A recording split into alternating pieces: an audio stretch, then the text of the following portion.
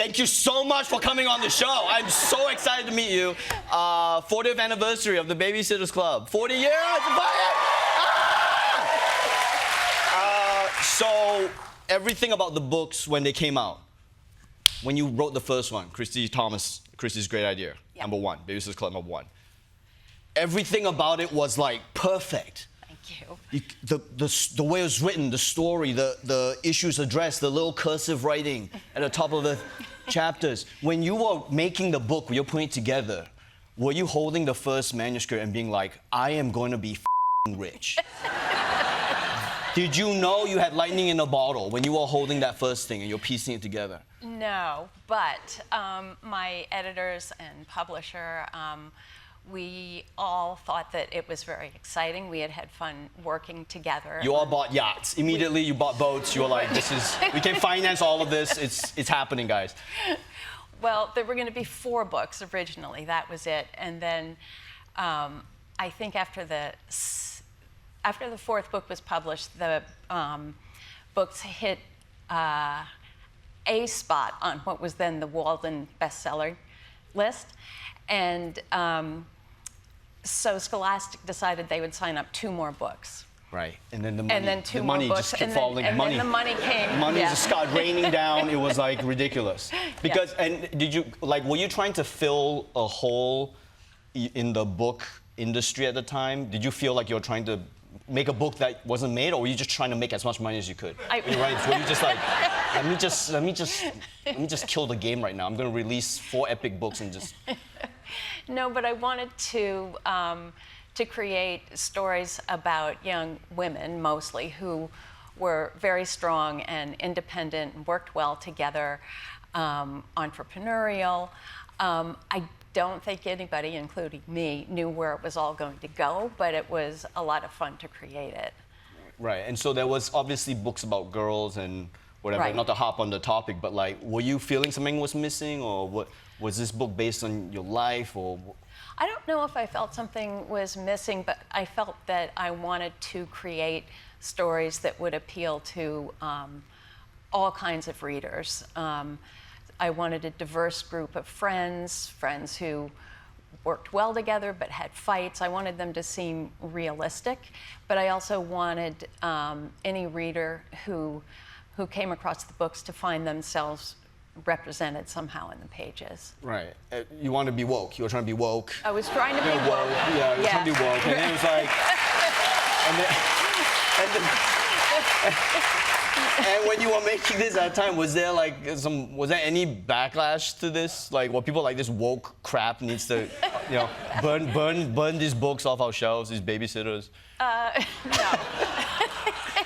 No, but no one pushed back on it, because you had some stuff in this stuff that was, I mean, back in the day, controversial. You had a black person in it, which was frowned upon in the late 80s. You had an Asian person who probably not much more of a smile given to, So you had all these, and one of the things in each of the books, which, by the way, you guys didn't even know. Okay, I am such a huge fan of this book series. When I was a kid, my sister would, when I was 4 years old, my sister, who's 3 years older than me, she would read the books to me so that she would read it to me at night. She's holding the super special We Love New York book. Oh, yeah. In case for those of you who don't know your Babysitters Club. My dad you can tell by the back cover. My dad illustrated that book. Oh, your dad illustrated that one? Yeah. Man, it was, she would read it to me, and because it was at night, she would read it to me at night, I would fall asleep to her reading it to me. And she was so angry that I fell asleep to it. She was like, I'm not going to read it to you anymore because you keep falling asleep. So I just said, this, I'm going to read it myself. So that's how I started reading. I read all the books myself. I was like, so I learned to read from all the Babysitters Club books. So I know all the ins and outs of all of these people. And one of the things that was in the books at the time, these were essentially the first books I read, so I didn't know it was weird. But in the books, there was like, Stacy had diabetes, Mallory got mono, Marianne's father, like Christy's father left her, her biological father left her, and they didn't really stay in touch. And then Marianne's parents got divorced and then remarried, mixed families, and Claudia was bad at school, and Jesse was black, and all this, and like there was all these real world issues in them that you kind of it wasn't even that you snuck in, you just put it in there. Like Stacey had diabetes, and it was like a huge thing in the story. Everyone had to figure out what it was and learn to manage it. So you were really addressing these real world issues, which I don't know if any other book was doing at the time. I'm not sure either. I think in the 80s, when the series first began, it was a little bit kinder, a little bit gentler. You mean the world, or? Well, everything. Right, the world, the real world, yeah. The real world. Yeah. And I don't know that I necessarily felt like I was filling a gap. I just wanted to write maybe the kinds of books that I wished I could have read when I was a kid. I mean, I was an avid reader, and I liked fantasy. But I think if there had been a book about a kid, a shy kid, I think I would have felt a little bit more seen. And that's what I was hoping that this diverse group of characters would do for the readers. Right. And you're saying you weren't really trying to address real world issues. You're just trying to make a story that everyone could relate to. But you addressed the most real world issues. Every book had a real world issue almost. Yeah. So like, stop lying.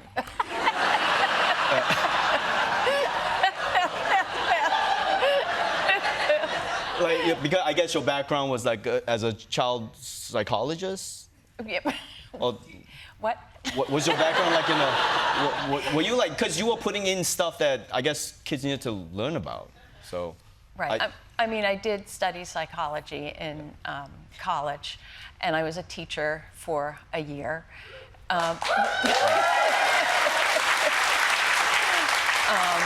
This is an easy crowd.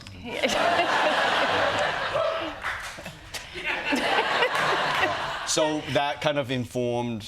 Anyway, I'm just trying to say that you talked about real world issues. I did talk about it. Yeah.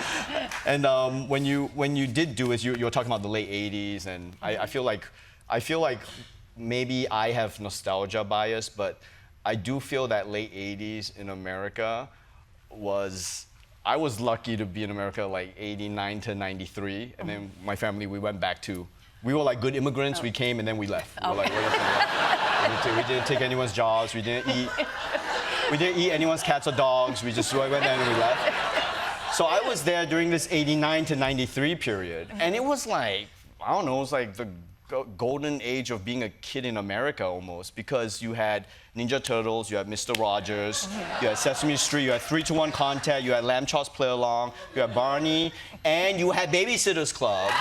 And it was, and my point is that the books kind of reflect that a little bit. There's this kind of warm feeling in it. I don't know whether that's my nostalgia bias, or do you feel with the benefit of your kind of decades of hindsight, was it better in the late '80s, or am I just? I don't know if it was actually better, but I certainly wanted readers to find something comforting in these books at the same time that they were reading about real life problems, and yeah, and like do you feel like that age is lost now? That kind of, all these kids seem so dumb now. Like, do they even read? Like, these dumb kids don't even read anymore. So, like, are we beyond that? Are these kids dumb now? What? No, I mean, stupid-ass kids who don't read. Like, how do we? Are kids stupider now? Or? Maybe that's too much for you to say. Okay, how do we get kids to read more? It's like it's like a reverse cross-examination. I have to like phrase it in a better way so that you don't incriminate yourself. How do we get these smart kids to read more? Well, first of all, I think there are a lot of different kinds of books being published now. When I was growing up, there was fantasy, there was Roald Dahl, and there was Dr. Dolittle and that sort of thing, but there's more real hardcore fantasy being published at the middle grade level, as well as young adult level, and I think that's really appealing to kids. And I think graphic novels are a great way to pull kids into reading other kinds. But I get lots of letters from parents saying that their kids started off reading the graphic novels and then went on to read not only the original Babysitter's Club books, but other kinds of books as well. Right. So you're saying the way to get kids to read more is to make all these books into comics? Well, I think you have to find something that pulls kids in.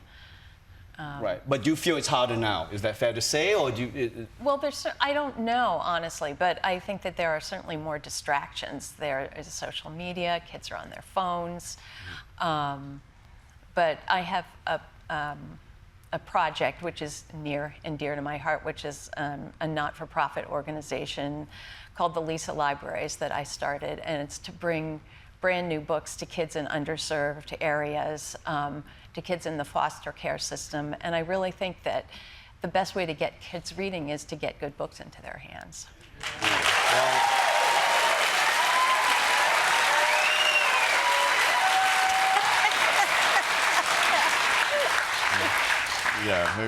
No duh.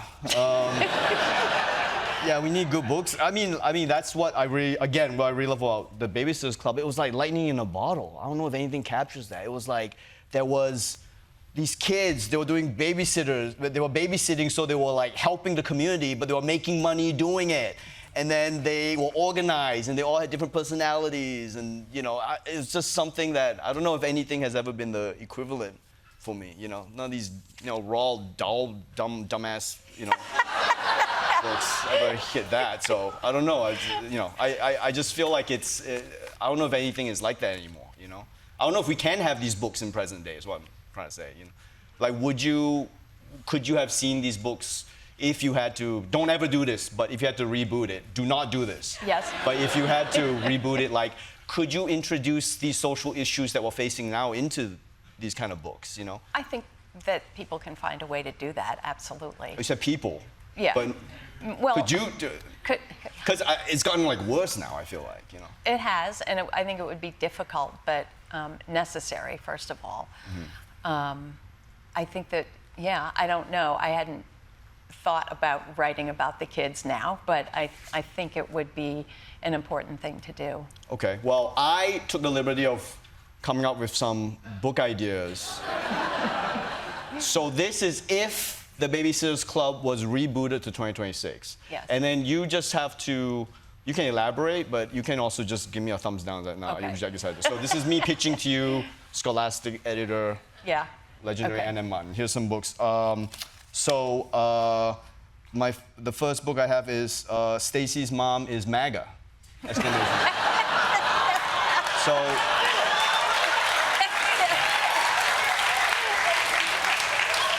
So the premise is after her mom goes down a right-wing Twitter rabbit hole, Stacy must learn how to deal with her mom's new political brainwashing. Hashtag so cringe. Is this a... We don't need to hear about MAGA. Yeah, okay. Wow. No, you guys are cheering the wrong thing here. She's like, we need to address these issues. This is real. Okay, the second book idea is COVID Claudia. So Claudia gets blamed for COVID pandemic, and her real friends are unmasked.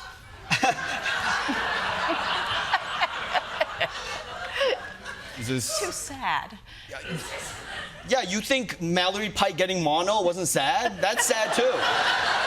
Okay, you think Dawn moving to California was not sad? That's also sad, okay? Sometimes the world is sad.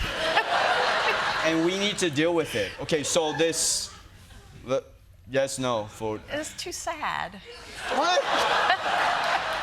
Because she's getting blamed for it. Yeah, then you write the happy ending where everyone comes together and be like, we're not blaming Claudia for COVID, Okay. Yeah, you go, and then everyone stops Asian hate, and then it pretends like they're not racist in Connecticut, and then we can, No, maybe, that's a maybe. Okay. I got maybe on the COVID Claudia, okay. Okay, next one is DEI Jesse. So Jesse, guys, come on. These kids need to talk about these.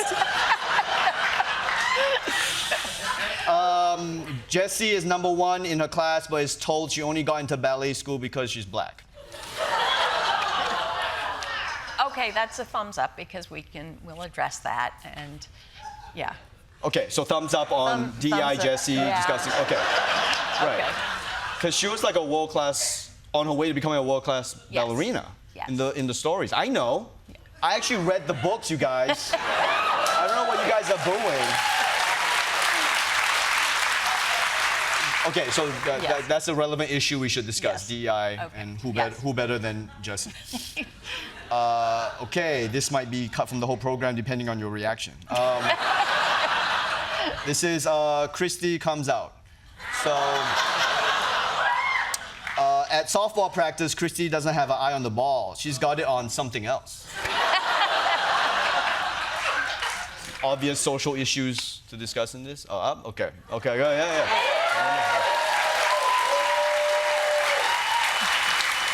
Okay. I noticed you thumbs up every race except for Asians, so that's a bit, you know. Gotta work on that. Work on. Maybe you should write a little newsletter about that. Okay, last one. This is a little sister book. Okay. It's called Karen's Screen Time. Karen develops a parasocial relationship with an AI chatbot, and her friends have to get her back to reality before she fully disassociates.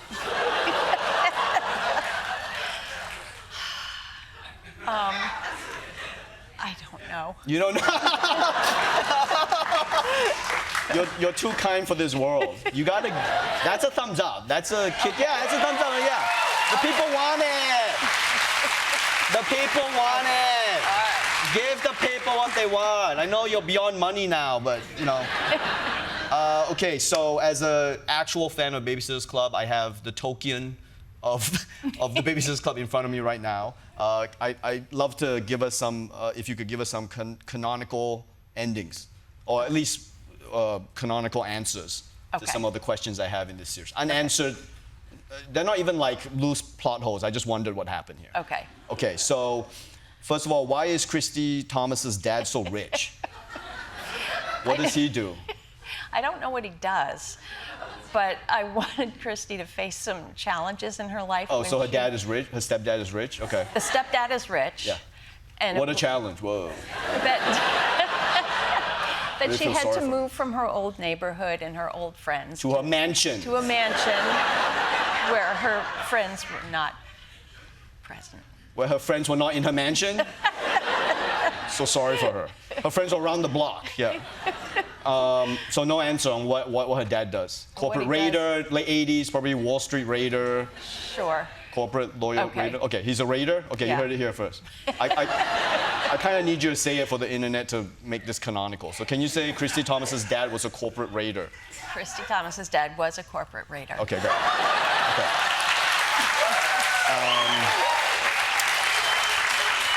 Okay, so Marianne and Logan, everyone's favorite couple. They broke up just before high school. Did they get back together? I don't believe they did.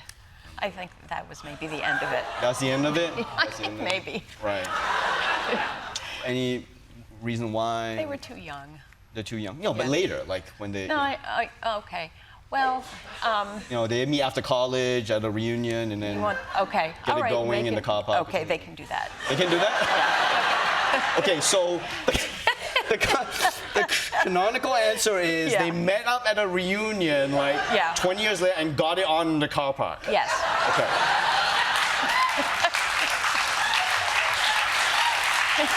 Okay, good. Okay, we're switching to Babysitters Club Mystery Series, which I don't know if you unread villagers know. There's a mystery series of the Babysitters Club where they discover mystery. I feel like the kind of unofficial spin-off was the Dawn's Ghost book. I feel like even though that was in the main series, I read that and I felt like, oh, it kind of became like and that's what spawned the mystery thing? Yes. Okay, cool, so I'm right. Yes. Okay. By the way, in Dawn's Ghost, They discover like a back passage, right? So Dawn thinks she has a ghost because she hears these knocks at night because they move into the stupid, farmhouse that's like Richard Spear, Marianne's dad's house, was it?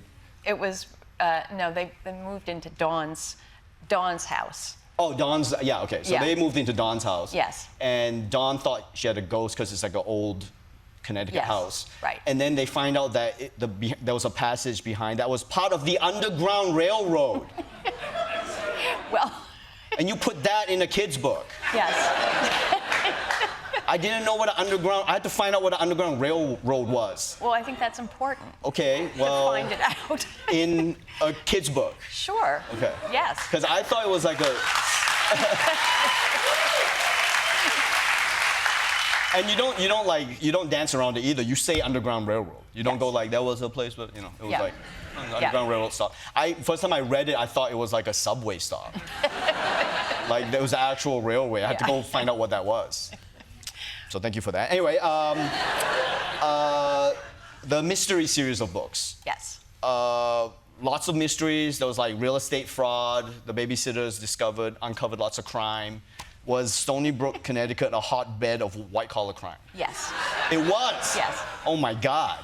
Okay. Wow, as an adult reading it, it really puts a twist on it.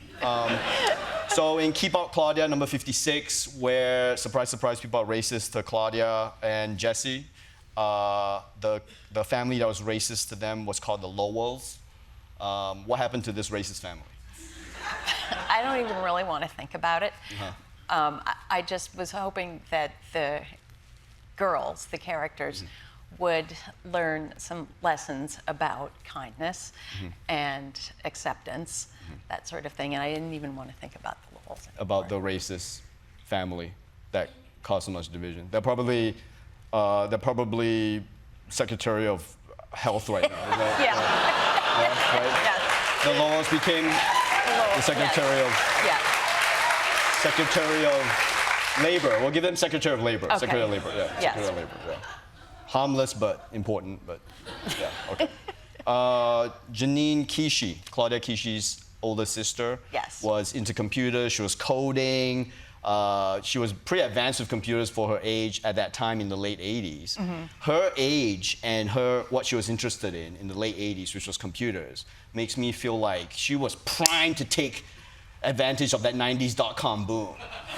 So Claudia's older sister became a Silicon Valley billionaire and then subsequently in 2026 became a MAGA woman. She became a tech billionaire and used her money for good things. Okay.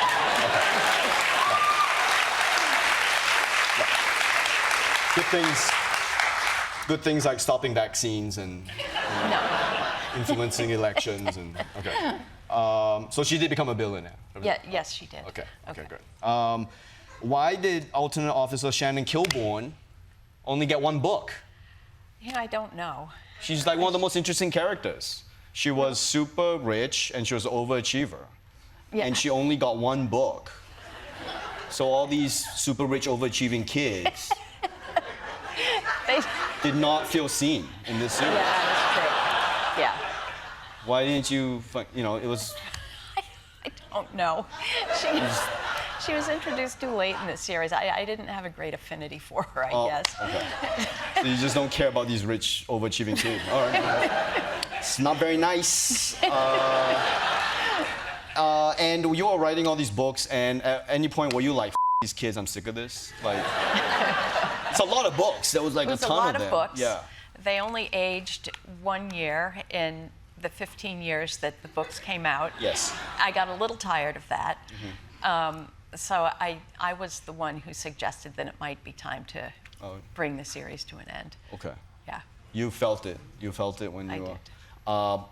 One of my last questions here is like, well, you can't answer. I was going to ask you, when did you know it's the time to end it? But I also feel like the ending was almost written, it was almost faded from the first book, Chrissy's Good Idea, because of Chrissy Thomas's personality type. She was so kind of domineering and so rule-based, almost to a in some instances, almost like cult-like, I would say, because she would go after. Remember when Stacey came back and thought they were all immature, and then Chrissy Thomas followed her around, or organized people to follow her around, so that to find out why was Stacey acting so weird, but really Stacey had just outgrown the rest of the Babysitters Club. So like, do you feel like that personality type of Chrissy Thomas was like, it was always fated that she was gonna impose too much rules on the rest of the gang and break up the club? I don't know. Okay. You've thought about this way more than I did. This?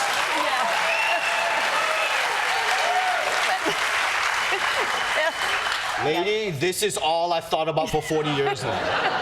Okay? This is all I remember from America was reading Babysitters Club. But yeah, it was sad when you made them. The ending, Right. the official ending was you had them get together, decide to end it, and they made a time capsule. Right. And they put all this stuff inside. One of it was a letter from Charlotte, who wrote about what a good person Stacey was and how much she affected her life, and she put the essay in there, and then there was some other bullshit in that capsule. That was probably like a Game Boy in there. It's probably like a wad of money because, and then in the book it says that we agreed to meet again in 12 years, and obviously that's where the book ended. So in your head, in the last 40 years, have you thought of what happened when they met up 12 years later, and hopefully what would happen when they met up, in 2026? But let's do with the 12 years first. Oh, with the 12. Okay. I think that they meet up. They are 12 years wiser. I think that they're still friends, but perhaps different kinds of friends. I don't know how much they stayed in touch, just because that's what tends to happen. But I think that they all sort of fall back into their roles and their friendships as they had been 12 years earlier. And I think there's a musical coming out. There is. Yeah, like to break some news. Yes. Yep. There's going to be a musical produced by Theatre Works that's coming out next year. Don't have any hard date yet, but and it actually, or the last version of the script that I read, it starts with the time capsule and the characters coming together to, yeah. And then, can you say, does it shift into a gritty reimagining of Babysitters Club where Euphoria, it becomes Euphoria? It becomes everyone. Can you say where it goes, or? I don't know, honestly, at this okay. point. The script is still, I've only seen one version of it. Okay, but the musical picks up after as far as I know, it starts out with the opening of the time capsule. Okay, when that musical comes out, I'm going to be the first one in that theater, all right? The songs are by Mark Sonnenblick of K-pop Demon Hunters, so that's very exciting. Okay, great. No, I'm super excited for it. I could talk to you forever. Everyone is getting annoyed at me because I won't stop talking to you. But you're the best. I used to read a book. I used to see your photo at the end of every book. This isn't the real one I read, but the actual books, your photos at the last page of every book. So every time I read the book, it'd be your face at the end. Oh. And then I get to see you in person. You're the best. Thanks for writing the book. Thanks for reading. The Babysitters Club Fan Edition Babysitter Summer is out now. And then everybody.